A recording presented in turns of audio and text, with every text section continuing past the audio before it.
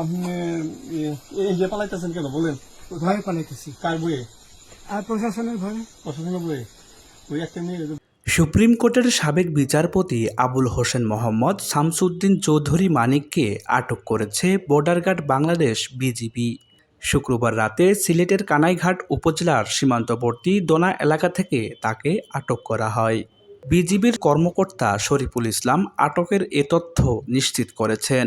BGB জানায় সাবেক বিচারপতি মানিক সীমান্ত দিয়ে পালিয়ে যাওয়ার চেষ্টা করেছিলেন।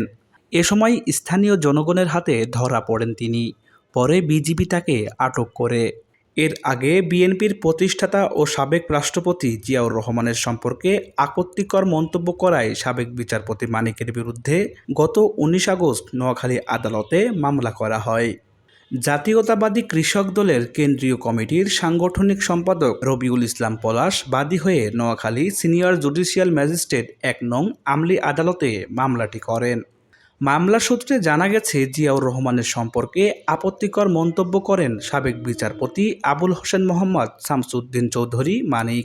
তিনি বলেন জিয়াউর রহমান মুক্তিযোদ্ধা ছিলেন না, ছিলেন পাকিস্তানের জ্বর। জিয়াউর রহমানের ব্যক্তিগত ও রাজনৈতিক পরিচয়ে মিথ্যাচার সহ কালিমা লেপনের হীন উদ্দেশ্য ইচ্ছাকৃতভাবে মানহানিকর বক্তব্য দেন তিনি, যা প্রিন্ট, ইলেকট্রনিক ও সোশ্যাল মিডিয়ায় প্রচারিত হয়। তার এমন বক্তব্যে জিয়াউর রহমান ও তার পরিবারের সম্মান ক্ষুণ্ণ হয়েছে।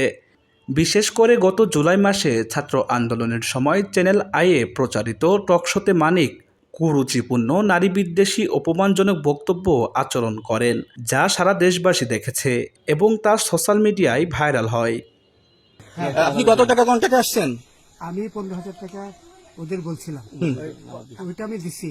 কিন্তু পরে এই দুই ছেলে আমার মাইরা ধইরা সব টাকা নিয়ে গেছে। এই মাইকটা কোন জায়গায় মারছে ভাইয়া? বর্ডারে আনিয়ে মারছে না, না না, ওই ভিতরে, তারের ভিতরে, ইন্ডিয়ার ভিতরে? ইন্ডিয়ার ভিতরে।